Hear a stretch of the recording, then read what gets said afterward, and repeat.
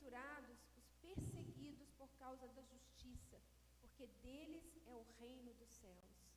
Bem-aventurados sois quando por minha causa vos injuriarem e vos perseguirem, e mentindo disserem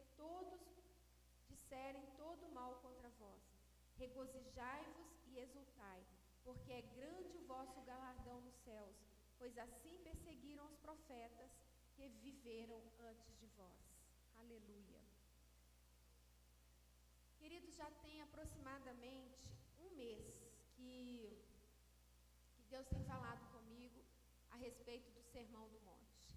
Tem um mês que eu tenho estudado, tem um mês que eu tenho escutado ministrações, e essa ministração, inclusive, ela vai estar baseada numa ministração do...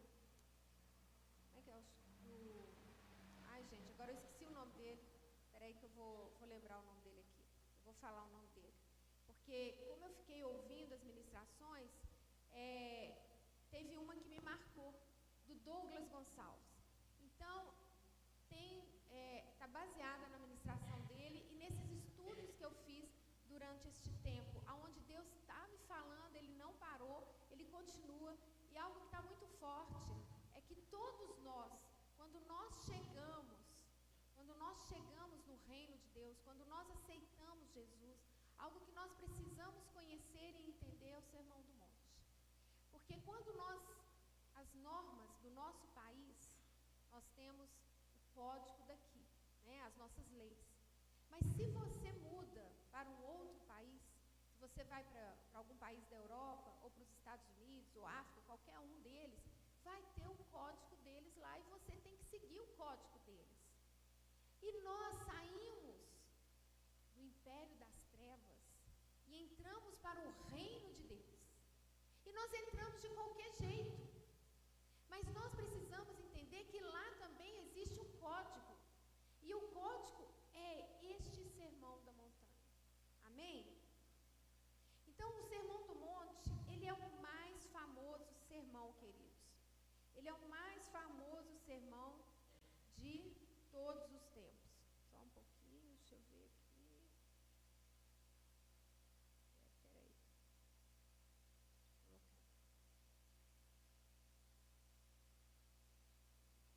Isso, pronto.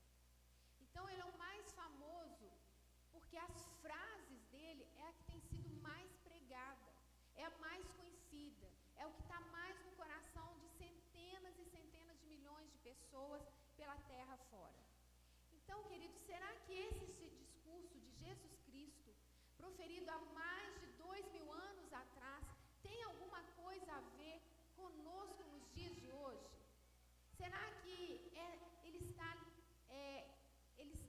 faz parte, ele pode fazer parte da atualidade da nossa vida hoje? Será? Então, eu queria que nós pensássemos juntos a respeito disso. As pessoas, nos nossos dias, ainda procuram encontrar felicidade? Será que elas procuram isso? Elas ainda precisam de princípios corretos para orientar suas condutas? As pessoas precisam disso ainda? Ainda existem pessoas que querem saber o que Deus requer em matéria de adoração, de uma adoração aceitável ao Senhor? De uma atitude de cristão aceitável ao Senhor? Será que as pessoas ainda estão procurando isso nos nossos dias? Sim, queridos. Os que estão desejosos de informações sobre tais assuntos são hoje mais numerosos do que há muito tempo atrás, do que nunca. São muitas pessoas desejosas de conhecer mais a Deus e de buscar mais se estão agindo corretamente de acordo com a palavra. Visto que o Sermão do Monte trata de tais coisas, ele está tão atualizado no nosso século, século 21, como estava no dia em que ele foi discursado por Jesus. Por isso será muito proveitoso para todos nós nos aprofundarmos, estudarmos neste mês o que Jesus disse nesse famoso sermão. É importante nos entregarmos importante nos entregarmos de corpo, alma e espírito, com a nossa mente, com a nossa razão. O Sermão do Monte, ele aconteceu, queridos, na Galileia, depois de Jesus ter separado os seus discípulos, logo depois. Isto foi mais ou menos na metade do seu ministério, daquele ministério de 3 anos de Jesus aqui na terra. Embora uma grande multidão, quando nós lemos aqui, uma grande multidão de povo, de toda a Palestina, quando nós lemos lá em Lucas, nós vemos falando sobre isso, uma grande multidão de toda a Palestina ouviu o sermão, estava ali.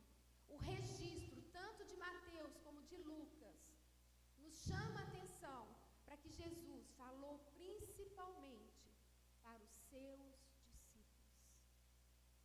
Jesus fala o Sermão do Monte para nós, que somos discípulos do Senhor. Amém? Alguns teólogos, queridos, eles dizem que Jesus, ele fez como Moisés. Moisés subiu ao monte e recebeu as tábuas da lei. Jesus então sobe ao monte, aleluia, e passa uma nova lei, uma nova constituição que inicia em Mateus 5 e vai até o 7. Então que em casa vocês possam ir lendo e degustando dessa palavra, se deleitando desta palavra, para que durante todo esse mês vocês possam ser cada vez mais forjados pelo Espírito de Deus. Então, queridos, quando nós lemos aqui na palavra, Jesus, vendo as multidões, ele subiu ao monte. E como se assentasse, Jesus subiu e se assentou. E logo depois aproximaram-se dele os discípulos. E ele passou a ensiná-los.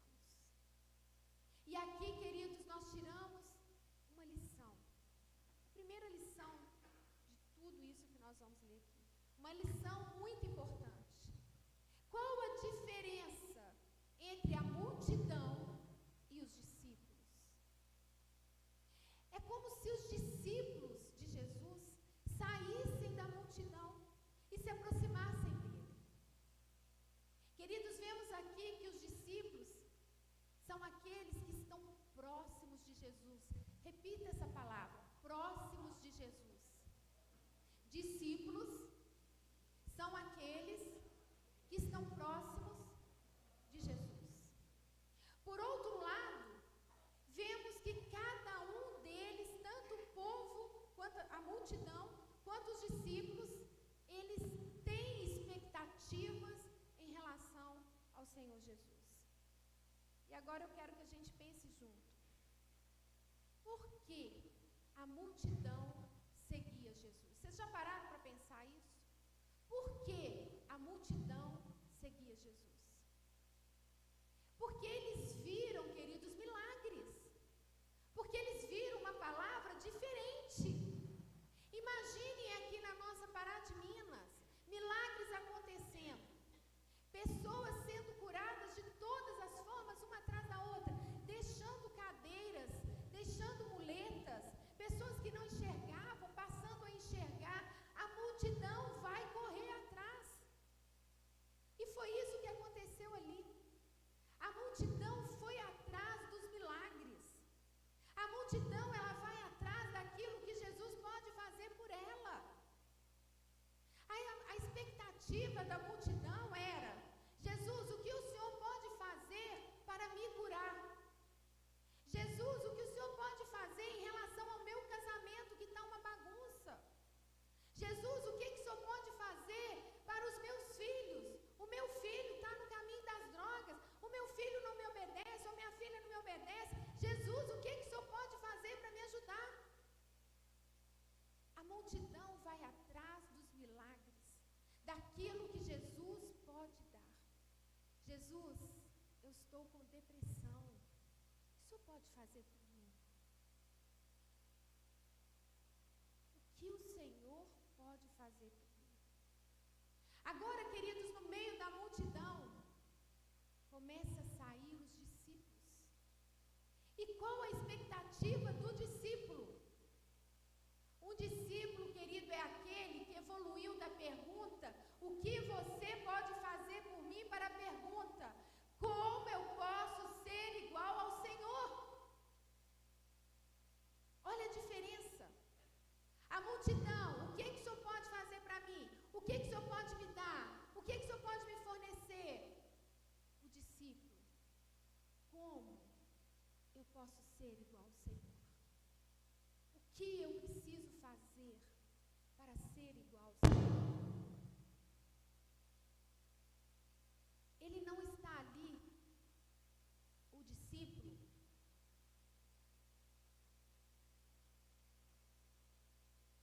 ele não está ali para usufruir do dom do mestre.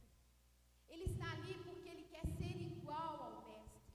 Ele quer ter um dom igual ao mestre. Ele não está ali para ser curado, mesmo que seja, porque Deus é Pai misericordioso. Deus conhece todas as nossas necessidades. E Ele mesmo nos ensina a pedir. Mas o coração do discípulo, ele não está ali pelo que Deus pode fazer por ele. Ele está ali porque ele conhece o Deus que ele serve. Ele está ali porque ele quer aprender mais. Ele quer conhecê-lo mais. Ele quer saber quem é Ele. Ele não quer apenas ter experiências de cura, experiências de milagres. Não, ele quer mais. Ele quer mais. Ele quer ser um instrumento do Senhor. Ele quer, em vez de ser curado somente, ele quer ser um instrumento para orar pelos enfermos e os enfermos serem curados. Ele quer estar em contato com famílias e chegar lá e levar uma palavra de salvação e restaurar aquela família. Ele quer fazer o que Jesus fez. Ele quer compartilhar a palavra. Ele quer ser igual a Ele. Ele quer aprender com Ele dia a dia. Ele não se conforma em ficar simplesmente acomodado. Ele quer mais, porque ele quer ser um verdadeiro instrumento do Senhor. Esse é o discípulo. E aqui, queridos, nós temos a boa notícia do Evangelho. Não simplesmente que Jesus vai curar, e Ele vai, mas que Ele pode fazer você ser igual a Ele.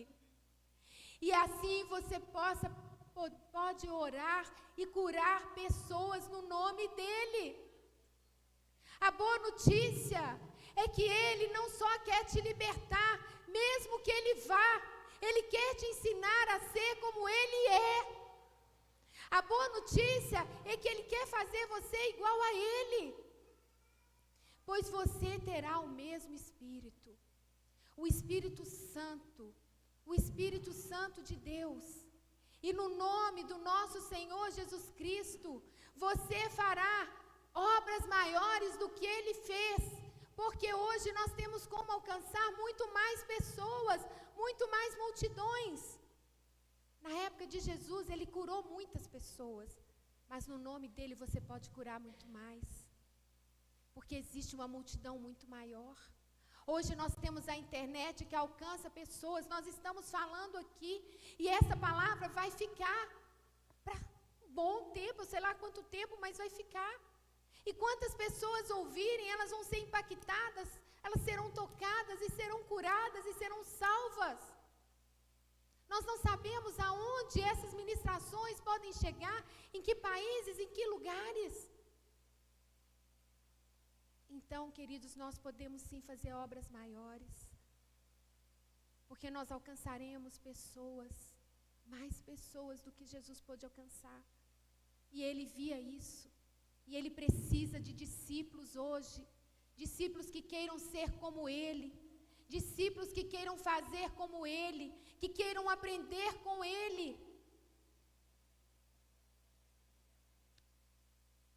E os discípulos que se chegaram a Ele entenderam isso. Jesus então começa a falar diretamente para os discípulos. E as bem-aventuranças, queridos, são 9 características descritas por Jesus no Sermão do Monte, iniciando assim o código da conduta do cidadão do reino. Vamos repetir? Código de conduta do cidadão do reino. Se você não sabia que no reino de Deus existe um código de conduta, agora você está sabendo. Existe um código de conduta. E elas não são 9 características que você precisa se tornar. Eu não quero que vocês saiam daqui pensando assim: eu tenho que ser mais humilde, eu tenho que ser mais humilde, eu tenho que ser mais manso, eu tenho que ser mais manso, eu tenho que ser isso, eu tenho que ser aquilo. Não. Eu tenho que ser mais misericordioso. Não. As bem-aventuranças não é algo que você precisa se tornar. Jesus está dizendo que, como discípulos, você já é, porque você é filho de Deus. Você já é. Você já é manso. Quando vocês estão neles, quando nós estamos nele, nós somos mansos. Essa é a sua identidade, querido, em Cristo. Você é filho de Deus, criado à sua imagem e semelhança. Você só está vivendo uma vida distorcida, totalmente distorcida, devido ao pecado. Jesus está dizendo: você em mim, você é manso. Você em mim é misericordioso. Você em mim é um pacificador. Você em mim, você é generoso. Satanás, que desde lá de Gênesis, vem mentindo para o homem. Quantas vezes nós escutamos: você não é nada, você não vai conseguir ser ninguém. Isso é o diabo, queridos, porque você nasceu de novo. Você é filho do Deus Todo-Poderoso. Antes nós pertencíamos ao império das trevas, e hoje nós estamos no reino do Senhor. Você só precisa entender quem você é, renovando a sua mente, para começar a passar a manifestar quem verdadeiramente você é. É só isso que você precisa. Queridos, vocês lembram, eu não sei aqui, quem lembra do desenho Mowgli? Tem alguém aqui? Mowgli, da Disney? Algumas pessoas. Depois parece que agora eles fizeram um filme do Mowgli. O Mowgli, a história do Mowgli é o seguinte: é um bebezinho que é criado por uma matilha de lobos. E ali, essa criança só tem contato com o lobo. Então ela anda de 4, ela faz os barulhos que eles fazem, ela age como os lobos. E aí ele passa a conhecer 2 amigos, um urso e uma pantera, e eles começam a ver que o Mowgli não tem nada a ver com eles, que o Mowgli não pode ficar, porque ele está crescendo. E na selva, ele está na selva, é um lugar perigoso para ele. Então eles querem levá-lo para um local, onde ali é uma comunidade onde tem os humanos que são semelhantes a ele. E eles levam o Mowgli para lá. E de repente o Mowgli está num lugar e vê uma menina chegando, cantando, pegando água. É claro que é uma ficção, né? Porque o Mowgli rapidamente já sai andando com ela e tal, essas coisas todas. Mas ali o Mowgli olhou para ela e viu: nossa, ela parece comigo. Ele começou, os olhos dele foram abertos e ele passou a enxergar quem ele era verdadeiramente. Ele não era lobo, ele era um homem, ele era um menino. Vocês conseguem entender? Nós não somos mais criaturas, nós somos filhos. Nós somos filhos do Deus Altíssimo. O Espírito Santo está em você. O Espírito de Deus que desceu sobre Jesus em forma de uma pomba, ele está em você a partir do momento que você aceitou Jesus como Senhor e Salvador da sua vida. A partir do momento que você confessou que Ele é o seu Senhor, O Espírito Santo de Deus, que era o Espírito que estava em Jesus, ele está em você. Amém? Então, querido, nós precisamos renovar a nossa mente e descobrir quem somos em Cristo para agirmos como Ele. Você não tem que se tornar um filho de Deus. Você é filho de Deus. E a partir do momento que você aceitou Jesus, tudo mudou. E eu queria que você desse um grande aplauso a Jesus agora, um grande aplauso a Deus, porque Ele, o amor dEle nos resgatou, o amor dEle nos deu vida, o amor dEle mudou a nossa história. Nós deixamos de ser criatura para sermos filhos dEle. Queridos, desde que você nasceu aqui na terra da sua mãe, foi-lhe apresentada uma vida distorcida, distorcendo quem você é. Mas Jesus, Ele largou toda a sua grandeza, Ele largou todo o seu poder, toda a sua majestade, e veio para revelar a verdade a cada um de nós. Ele veio revelar quem nós somos nele. Não é algo que você tem que se tornar, é algo que você é. Amém? Aqueles que estão em Cristo são nova criatura, não tem que se tornar nada. Jesus já fez tudo o que precisava fazer para que você e eu nos tornássemos uma nova criatura. Você agora, querido, só precisa manifestar quem você é. E Jesus aqui está mostrando que somos diferentes. Somos diferentes do mundo. Quando Jesus está aqui com o sermão, Ele está falando, olha, vocês são diferentes da cultura, vocês não têm que viver essa cultura que é vivida pela multidão, por aqueles que estão fora do reino de Deus. Ou seja, que vive no mundo dentro de um sistema satânico, você não precisa mais disso. E Jesus começa dizendo então, bem-aventurados, bem-aventurados. Queridos, bem-aventurados é a mesma coisa que felizes, que bem-sucedidos. Bem-aventurados os pobres de espírito, pois deles é o reino dos céus. Queridos, isso é completamente o inverso do que se prega ali fora no mundo. Você não olha para alguém pobre e diz assim, alguém que está passando necessidade, e fala assim, ei, bem-aventurado. Ninguém fala assim, oi, você está feliz. Ninguém fala isso.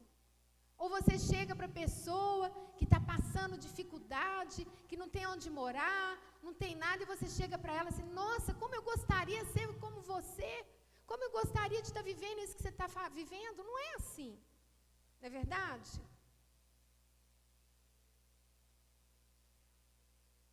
É completamente o inverso. Agora, o que Jesus está falando? Vai muito além da pobreza física. É como o Daniel estava ministrando aqui sobre a mulher, aquela senhora que deu tudo que tinha, né? Às vezes a gente foca só numa coisa, mas é muito além, a palavra é muito mais profunda do que aquilo que muitas vezes nós estamos enxergando na primeira mão, é muito além. Ele não está falando da pobreza física. Esse pobre de espírito, ele está dizendo sobre os filhos que são aqueles que não são nada. Que nada são. São aqueles que nada possuem. Que nada valorizam a não ser Jesus Cristo. Que nada valorizam a não ser a presença de Deus. Ele está falando sobre um grupo que encontrou um tesouro valioso, um tesouro maravilhoso. Ele está falando desse grupo. Ele disse, você vai falar de mim em relação a esse mundo. Eu sou completamente pobre. Pobre, nada me satisfaz, a não ser o Senhor Jesus.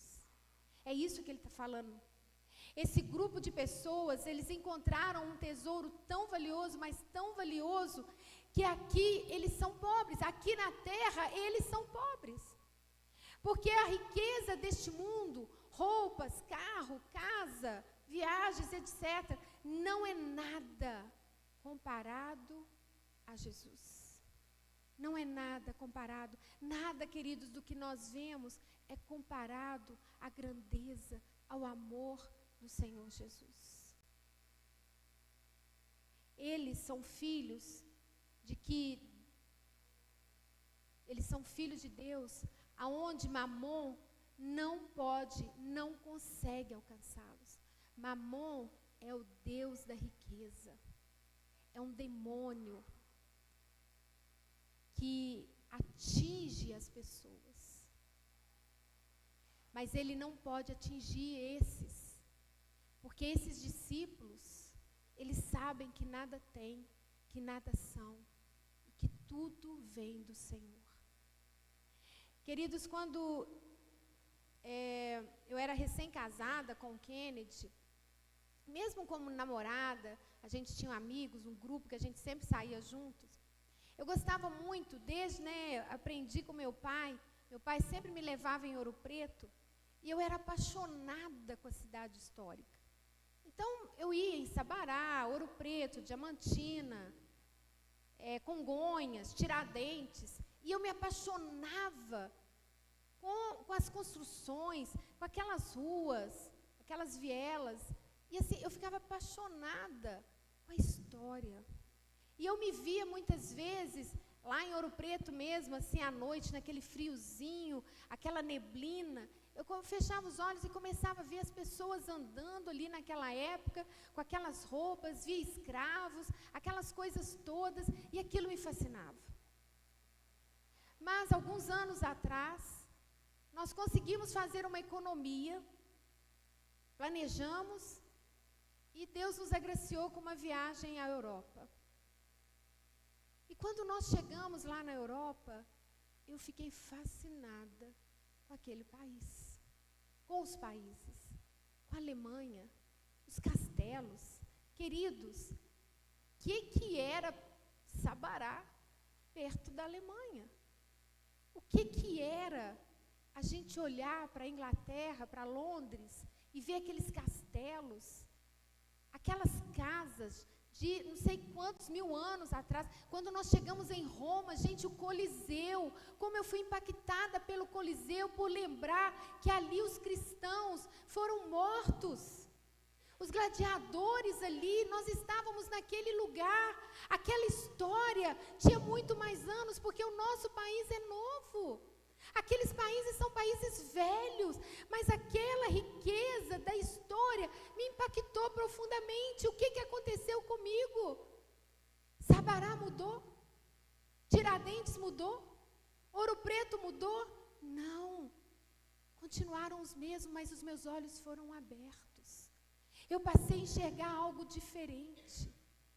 E assim somos nós, os discípulos do Senhor. Eles olham para algo maior, eles começam a ver algo maior, eles começam a olhar para um Deus maior do que qualquer coisa que existe aqui. Qualquer coisa que existe aqui na terra é pequeno diante da grandeza do nosso Pai. O discípulo, ele já não fica com os olhos fixos aqui, os olhos dele estão fixos no reino de Deus. A própria palavra do Senhor diz: buscai em primeiro lugar o reino de Deus e a sua justiça, e todas as demais coisas vos serão acrescentadas. O discípulo é aquele que não se prende às coisas. O discípulo é aquele que cuida daquilo que Deus deu, mas ele não é apegado, ele não é preso, porque ele sabe que maior é o Deus que ele serve. Ele sabe que a riqueza maior é a de Jesus. Esse é o discípulo. Quando nós nos convertemos, os nossos olhos são abertos e nós passamos a enxergar diferente. Nós não enxergamos do mesmo jeito que enxergávamos antes. Nós passamos a ver coisas que nós não víamos antes. Nós começamos a dar valor a coisas que nós não valorizávamos antes. Então, queridos, assim nós podemos entender o apóstolo Paulo, quando ele diz lá em Filipenses 3:7, considero tudo como perda, depois que eu olhei para ele. Considero tudo perda, depois que eu olhei para ele. Sabe, queridos, não tem mais imagem no computador de mulher nua que satisfaça, porque você viu aquele que é mais belo que todas as coisas. Não tem mais, queridos, pornografia. Não tem mais dinheiro aonde você se vende. Não tem mais falcatruas, porque os seus olhos estão naquele que é mais belo. Não tem dinheiro que compre nada. A sua dignidade, que não te corrompe. Não tem. Você encontrou o dono do ouro e da prata, e que se despiu de toda a sua glória, de toda a sua riqueza. Estes, queridos, são os pobres em espíritos, aqueles que entenderam que nada tem, porque na verdade tem tudo, tem Jesus. E Jesus continua falando, bem-aventurados, bem-aventurados, em algumas versões dizem assim, felizes, né? Em vez de bem-aventurados, algumas versões felizes. São aqueles que choram. Bem-aventurados os que choram, porque serão consolados. Ele está dizendo que bem-aventurados são aqueles que recusam a rir daquilo que faz Deus chorar. É disso que ele está falando. Felizes os que choram pelo que Deus chora. Bem-aventurados são aqueles que sentem a dor do mundo. Esses filhos de Deus são aqueles que tiveram os olhos abertos. Eles sabem sobre a eternidade. Eles sabem sobre a salvação e sobre a condenação. E quando você tem os seus olhos abertos e passa a chorar, você passa a chorar porque muito do que as pessoas, você olha para as pessoas, você vê as pessoas se alegrando, mas você sabe o caminho para onde elas estão indo. Esses são os que choram dia e noite por aquelas pessoas que elas sabem que estão se perdendo, porque não tem meio, não tem como você ficar no meio do muro. Ou você está com Jesus, ou você está com Satanás. É simples assim. E nós temos os nossos olhos abertos. Nós sabemos que o caminho que leva à perdição é largo. E muitos estão indo. Quantos da nossa família estão indo e nós estamos rindo? E nós estamos concordando com isso. Mas os discípulos são aqueles que choram, porque Deus chora. Deus chora quando vê aqueles que Ele criou indo para o caminho da perdição. E eu creio, isso sou eu, queridos, não está na Bíblia. Eu creio que Ele ainda chora mais ainda quando Ele olha para um filho dele, que se diz discípulo, e vê o seu irmão do lado. Ou seja, às vezes seu pai, seu irmão, seu tio, seu vizinho, quando vê ele se perdendo e você não fala nada. Porque a salvação é uma escolha. É como o jovem rico. Jesus pregou para ele. E ele falou, olha, eu faço tudo. Tudo eu tenho seguido direitinho. Mas Jesus foi direto. Aonde estava o coração dele? Ele adorava Mamon. E Jesus falou, olha, só basta uma coisa, larga esse Deus da riqueza segue-me. Ele simplesmente abaixou a cabeça e foi embora. Jesus ficou triste, mas ele não pôde ir atrás dele, porque é escolha. Agora nós precisamos falar. Aquilo que nós vemos errado, nós não podemos calar e ficar rindo, achando que está tudo bem. O discípulo é aquele que chora com Deus. Aquilo que magoa o coração de Deus tem que magoar o nosso coração também, porque o Espírito dele habita em nós. Como é que nós vamos concordar e achar graça? E muitas vezes nós estamos achando graça.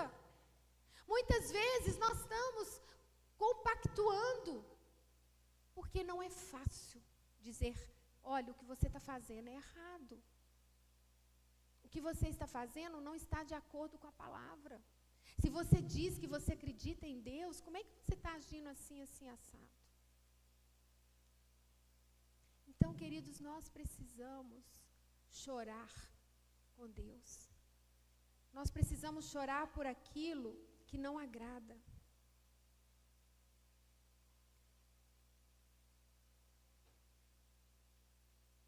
Queridos, nós vemos os nossos olhos abertos, e nem sempre ter os olhos abertos traz alegria. A maioria das vezes, e muitas vezes, vai trazer tristeza, vai trazer choro. Ter os olhos abertos é como para nós que... eu estou sem óculos aqui, mas eu preciso de óculos. Então, eu vou falar como para nós. Por exemplo, eu estou vendo aqui os meus pais, a fisionomia deles direitinho. Ieda, Luzia, eu vejo direitinho. A segunda filha, eu vejo direitinho. Já ali, aonde está o Daniel, a Rafa, o Charles, está ali essa outra fila ali, eu já vejo um pouco embaçado. Eu não vejo os olhos, lá, não vejo meio embaçado. Então, vai passando para trás ali da Meire, do Tiago, gente, eu já só vejo os rostinhos assim, sem nada. Lá atrás, então, só vejo sombrinha, só o rosto assim, ó, sem olho, sem boca, um borrão. Ali atrás só vejo o borrão, os diáconos ali, o pessoal que está lá, não, e o pessoal que está lá na mesa? Só as cabecinhas, branco e preto, mais nada. É assim que eu enxergo. Mas se eu pego o óculos, deixei ali, eu ia até trazer, mas se eu pego o óculos, eu vou enxergar com detalhes, porque eu tenho miopia, então eu não enxergo longe, eu enxergo perto. Então, se eu colocar o óculos, eu vou ver lá atrás tudo direitinho. Por isso que muitas vezes, principalmente no culto da noite, quando eu faço apelo, o que eu faço? Eu pego o óculos e ponho o óculos. Porque já aconteceu do pessoal levantar a mão e eu não ver. Aí o pessoal do louvor, pastora, levantou a mão lá e eu nem vi. Então, queridos, quando nós estamos aqui, lendo a palavra de Deus, os nossos olhos são abertos. Nós passamos a enxergar aquilo que nós não víamos. Nós passamos a enxergar detalhes. Você passa a ver o caminho para onde os seus familiares, amigos, parentes estão indo. Um caminho de sofrimento eterno. Eles não sabem, queridos, eles são iludidos como nós éramos antes. Eles foram iludidos pela serpente e continuam iludidos. Mas você sabe para onde eles estão indo. E nós não podemos ficar só olhando. Eles estão cegos. Eles estão andando cegos, perdidos. E eles estão indo, queridos, é como se aqui, olha, fosse um abismo. Isso aqui é um abismo. Eu queria chamar aqui, vem cá 4 pessoas aqui, por favor, rapidinho, vem. Vem 4 pessoas aqui. Bem rápido, gente, não vão demorar não. Isso, levanta 4 aí. Mais 2, estou precisando de mais 2. Vem cá, gente, rapidinho. Vem para cá. Cadê? Mais 2 pessoas, vem cá. Isso, obrigada.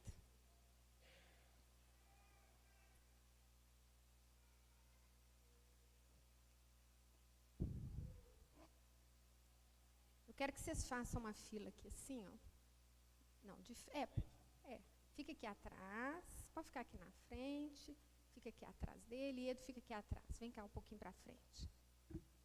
Agora fechem os olhos você, vai tirar o óculos. Todos fechem os olhos. anda para frente. De olho fechado, anda para frente. Não, peraí.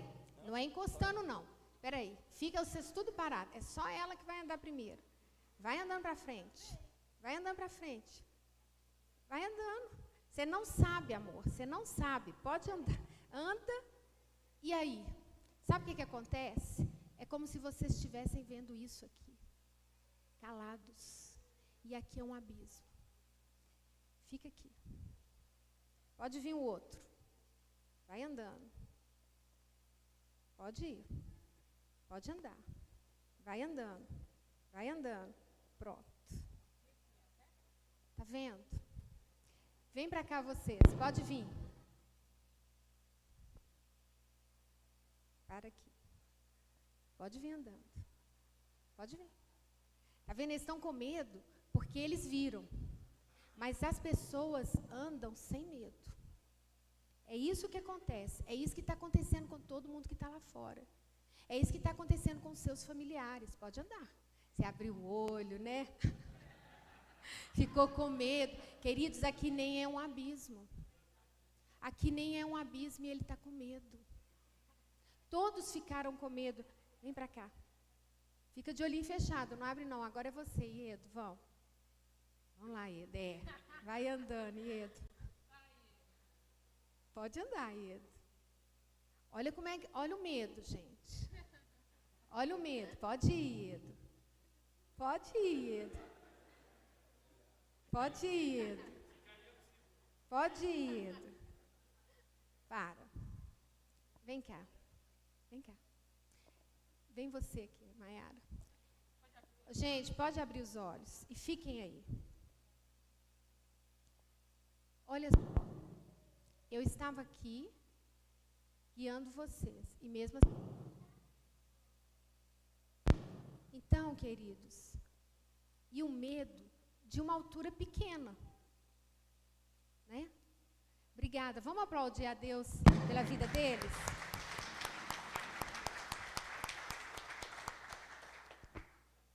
Agora vocês imaginem, os demais estão indo para um abismo eterno, aonde eles vão queimar e ser torturado eternamente. E o que você está fazendo como discípulo? Nós precisamos orar, nós precisamos clamar e nós precisamos falar. Nós não podemos ficar de braços cruzados. Vocês viram o testemunho do pastor Tiago? Quem estava aqui no dia que o pastor Tiago ministrou à noite? Quem estava? O pastor Tiago contou que um amigo dele, pastor, estava aprendendo o espanhol. E ele estava não sei que tipo de... Se era um ônibus, não me lembro agora, se era um metrô, não lembro o que era. Acho que era um ônibus. O metrô? Então, e ali, do lado dele, sentado à janela, tinha, eu acho que não é metrô não, porque metrô fica de janela fechada, né? Então, era alguma coisa que tinha janela aberta, que ele estava, trem, sei lá o quê. E ali Deus começou, o Espírito Santo falou com ele assim, olha, fala de mim para esse rapaz. E ele começou, mas eu não sei falar o espanhol direito, eu estou aprendendo agora. Fala de mim para esse rapaz. Fala da salvação para esse rapaz. Ele ouviu a voz 3 vezes e 3 vezes ele negou. E quando ele olhou, o rapaz simplesmente pulou da janela. E ele tem isso no coração dele, né? Passou, daí em diante ele nunca mais deixou de falar do Senhor, de obedecer à voz de Deus. Queridos, nós não sabemos, esse rapaz suicidou, mas nós não sabemos o dia da morte de ninguém. Às vezes você está com uma pessoa do seu lado, mas está sendo a hora dela, e você não falou. O pastor Kennedy lá no hospital, nós ouvimos um testemunho tremendo outro dia, que havia uma paciente dele, aonde a filha e o genro eram cristãos. Mas a mãe, ela não se convertia. ela não se convertia ao Senhor. E aí o pastor Kennedy, atendendo, orou com ela fez a oração, aceitando Jesus ali. E no dia seguinte, quando a filha e o genro foram lá, ela contou, ela compartilhou: hoje eu entreguei minha vida para Jesus. O pastor Kennedy, o doutor Kennedy, né, esteve aqui, ele falou, ele orou comigo, e aí os olhos dela foram abertos. 2 ou alguns dias depois, ela veio a falecer. E aí, esse genro não conhecia o Kennedy. Ele ouvia falar do Kennedy, mas ele não conhecia. E aí, nós tivemos um encontro em algum lugar, e eles estavam. E aí, ele deu esse testemunho não só para nós, mas para todas as pessoas que estavam lá. Então, queridos, como é importante, você não sabe. Às vezes você vai falar para uma pessoa aqui e ela vai converter lá na frente. Você não sabe. Então, queridos, seja aquele que chora. E hoje, queridos, nós vamos parar aqui. Nós vamos parar porque nós temos a ceia. E eu quero então chamar o pessoal da ceia, eu quero chamar o pessoal do louvor. E eu quero que hoje vocês possam guardar então a primeira coisa, que existe multidão e... Vamos lá? Existe multidão e discípulos. Isso. Multidão quer os milagres. Os discípulos querem ser como Jesus. Isso. E a reflexão para nós: nós temos sido multidão ou nós temos sido discípulos? Qual que é a boa notícia do Evangelho? Que Jesus quer nos fazer como Ele. Ele quer nos preparar para sermos como Ele. Ele quer nos ensinar para que possamos ser como Ele. Amém? E que o mesmo Espírito dele habita em nós. O terceiro, que existem aqui 9 características. E essas 9 características não é para a gente querer ser, porque nós já somos. Nós só temos que deixar manifestar, amém? E o outro ponto aqui, que felizes são aqueles que têm os olhos no reino. São aqueles que entenderam que nada tem, mas que tudo tem no Senhor. Felizes os que choram, porque serão consolados. São aqueles que pagam preço de oração pelos irmãos que estão sendo perseguidos, que não se esquecem dos irmãos. São aqueles que oram por Jerusalém, para que haja paz em Jerusalém. São aqueles que oram por aqueles que estão se perdendo, pelo caos que o mundo está se tornando. Felizes são os que choram, porque serão consolados. Querido, se você é um discípulo, é só deixar florescer em você essas 2 características que nós começamos hoje. Foca nela e agradeça a Deus, porque você é um discípulo do Senhor. Nós fazemos parte, nós somos cidadão do reino. Amém?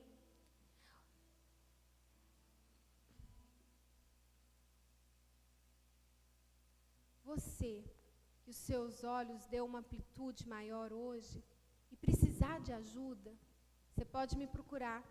Você pode procurar o seu líder de célula, você pode procurar qualquer um dos pastores, tá? E se vocês quiserem conversar comigo, liga para a Thelma, marca com ela um horário, que nós vamos ter um tempo para a gente orar, para a gente ler a palavra, para tirar essa dúvida, e nós vamos conversar sobre aquilo que Deus tem feito na sua vida, na nossa vida. Amém?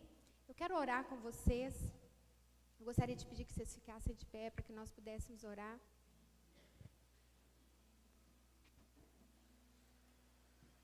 Pai, eu quero colocar os seus filhos que ouviram essa palavra aqui agora, que eles sejam tocados, impactados pela tua palavra, porque essa palavra não é minha, essa palavra é do Senhor. Esta palavra é desejo do Senhor que nós possamos conhecê-la e praticá-la. Pai, nós somos seus discípulos e nós queremos ser como o Senhor é. Nós queremos fazer o que o Senhor fez. Por isso, Espírito Santo, ensina-nos, corrija-nos, orienta-nos, governe o nosso espírito, governe-nos. Nós te damos autoridade, Espírito Santo. Nós somos do Senhor. Amém. Nós vamos, enquanto o diácono serve, nós vamos louvar.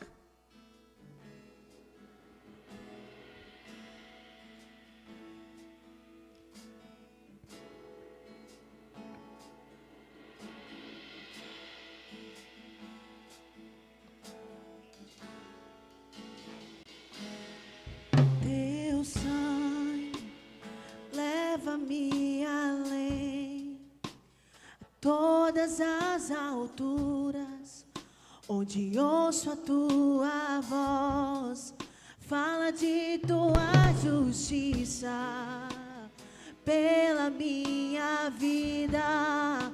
Jesus, este é o teu sangue.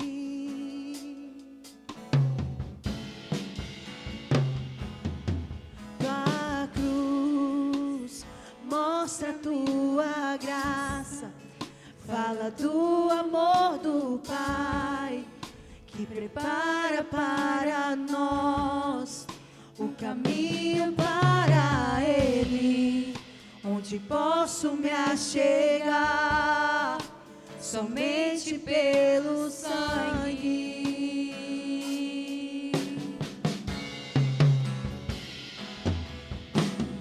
Que nos lava dos pecados, que nos traz restauração. Nada além do sangue, nada além do sangue de Jesus.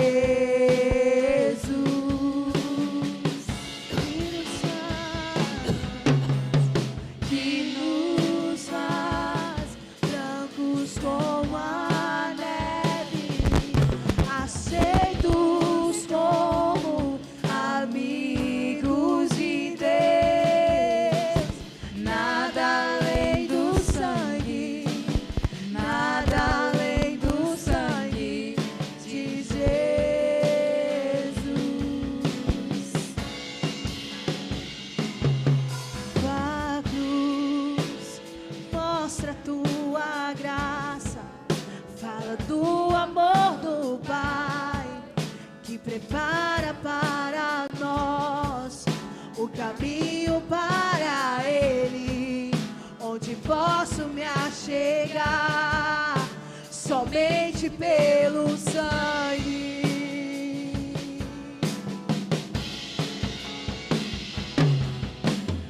Que nos lava dos pecados, que nos traz restauração. Nada além do sangue, nada além do sangue de Jesus,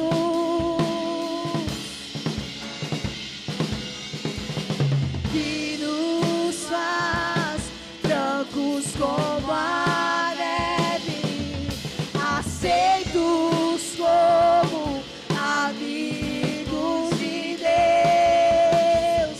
Nada além do sangue, nada além do sangue de Jesus.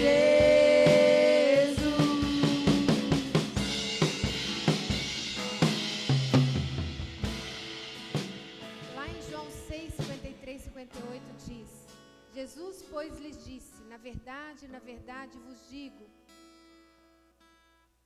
na verdade vos digo, que se não comerdes a carne do Filho do Homem e não beberdes o sangue, não tereis vida em vós mesmos. Quem come a minha carne e bebe o meu sangue tem a vida eterna, e eu ressuscitarei no último dia.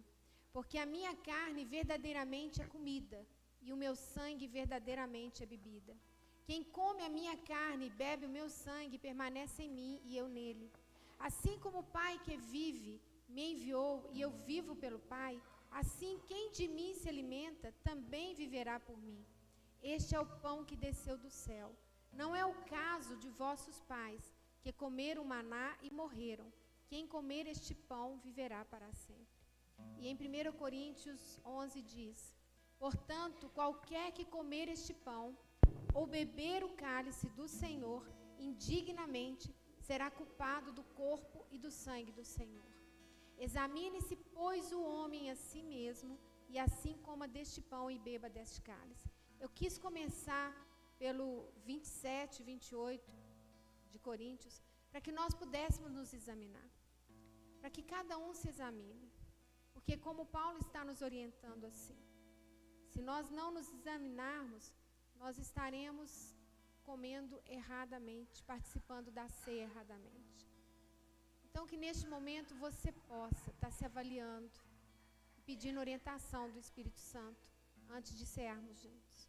Aí no 23 diz assim: porque eu recebi do Senhor o que também vos entreguei, que o Senhor Jesus, na noite em que foi traído, tomou o pão, e tendo dado graças, o partiu e disse: tomai, comei, isto é o meu corpo que é partido por vós, fazei isto em memória de mim. Semelhantemente também, depois de cear, tomou o cálice, dizendo: este cálice é o novo testamento no meu sangue, fazei isto todas as vezes que beberdes em memória de mim. Queridos, que juntos possamos comer do pão, lembrando do amor de Jesus por nós, lembrando da graça dele sobre as nossas vidas, e possamos tomar do suco. Comamos do pão.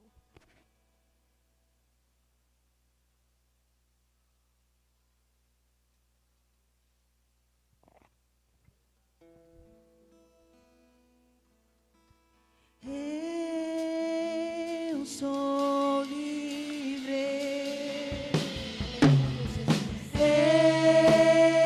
Eu sou livre. Nada além do sangue, nada além do sangue de Jesus. Eu sou livre.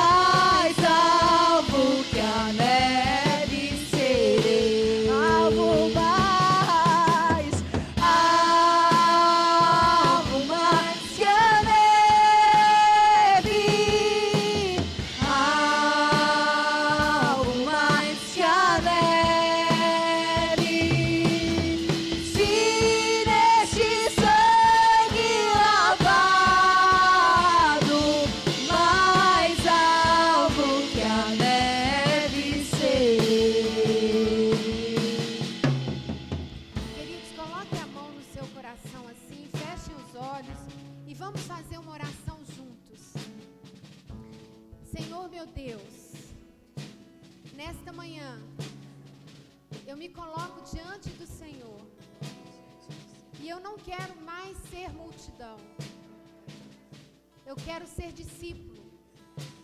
Eu quero entregar a minha vida ao Senhor nesta manhã. Pedir perdão pelos meus pecados. E que a partir de hoje, o Senhor possa me guiar e me orientar neste novo caminho. eu reconheço que Jesus Cristo morreu na cruz, no meu lugar, para me trazer libertação. Eu creio que Ele ressuscitou e vivo está. E é em nome de Jesus que eu faço essa oração. Continue de olhos fechados. Tem alguém aqui que fez essa oração pela primeira vez? Tem alguém aqui que quer entregar a sua vida ao Senhor Jesus? Se tiver onde você estiver, levanta a sua mão, que eu quero orar com você. Tem alguém? Amém. Você que está em casa, se você fez essa oração pela primeira vez, você vai procurar uma igreja próxima da sua casa, onde a palavra é pregada, ou vai fazer contato conosco, para que a gente possa entrar em contato com você, ou você é convidado também a estar participando aqui conosco. Vem participar e nos procure, em nome de Jesus. Queridos, que vocês possam ir para casa, no nome do Pai, do Filho e do Espírito Santo, que a graça do Senhor e o amor do Pai estejam presentes na vida de vocês e nos familiares. E que vocês tenham uma semana repleta de alegria na presença dEle, em nome de Jesus. Vão em paz, que Deus os abençoe. Dá um abraço no seu irmão, bem forte, e diz para ele assim: que bom que você está aqui.